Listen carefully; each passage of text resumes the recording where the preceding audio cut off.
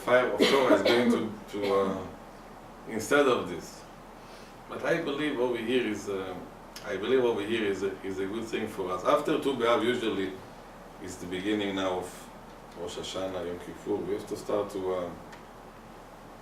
Somebody sent me a nice. He said, "What is the meaning of Av Rashi Tevot?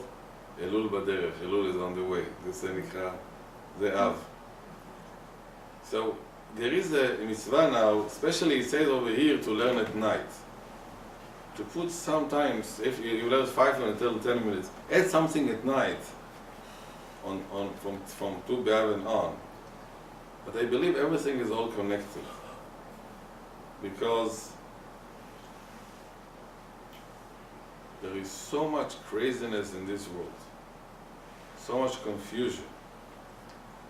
And so many people of us, good people, are going to make mistakes based on their ego and based not be appreciated and be upset.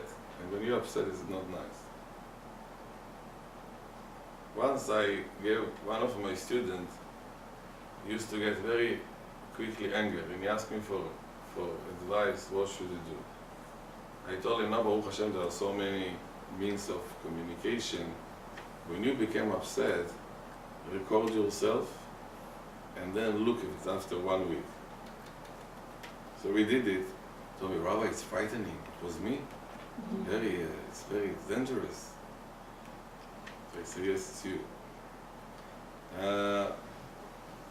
To understand that we're living in this world with the big gift of HaKadosh Baruch Hu gave us this wonderful life, with all these problems and the small problems, and to know that the power of Torah is to straighten our minds Be'ezrat Hashem, not to go to the other direction, to walk on our midot, our derech eretz. And this is the biggest preparation for Rosh Hashanah and Yom Kippur. So, what does it mean to remember? Is to say it all the time. But not to forget, is to mean what to say. To the depth of this. To mean it. If you say something, mean it. And if you mean it...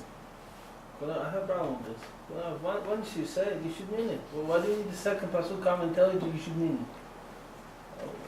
What is it? What's the reason? How can you understand? Somebody wants to talk to his wife, to his fiancé. He say, "I'll come to you with fire and water." She say, "Come now." We say, "It's raining." I don't know. This human nature. Human nature is to make statement. Rabbi will love you. They love you. Whatever. You know. Especially our culture that give us this leverage to say things you don't mean because they have to say it now. So then when we say that we mean it, and how to differentiate? I told him in the morning, somebody called me this week. He said, Rabbi Yeshua, I missed you. I didn't see you for so long. Where have you been? You're the one and the only person who I love. So I told him, what do you want? Tell me why you are calling me. No, but you have to start with something, you know. It's a culture that you have to go through this. When you tell to your wife that you care, or your wife says she cares for you, do you really mean it? I don't say you, I'm just saying that, I'm saying that it's The person can do the sort of 6 or 3 or 4 or 5. He can break any addiction. if. He can do it. No, 6 or 3 is very good mitzvah, you can say whatever you want. No, it's a process. If it's just part of this, yes. Yeah. And you're going to see it, sometimes it's, this week I had a very, very interesting discussion with the Rabbanit. There is a big problem in our culture, in American culture, between parents and children. Most of them don't get along with each other. And we were trying to know why it's happening. The father and the mother say to their children that they are a burden because of you. And the children don't see the parents as their role model.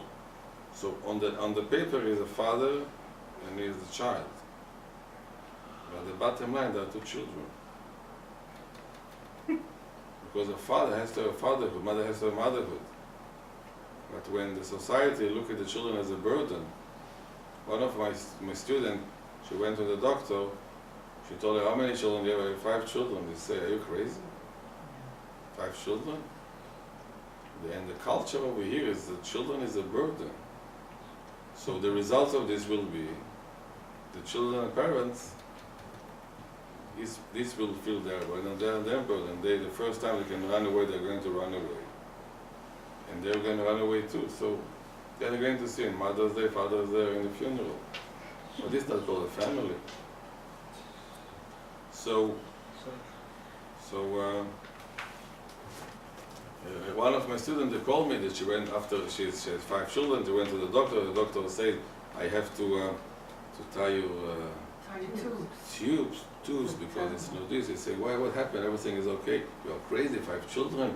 You have, it's and the doctor was so more worried about her. You should be arrested. No doctor should talk like that. It's disgusting. Yeah, but she told her like a real friend, She said, you're crazy. She said, I don't know what to do with them. And she should give her the... But when the culture doesn't go to against the will of God, then we have all these problems.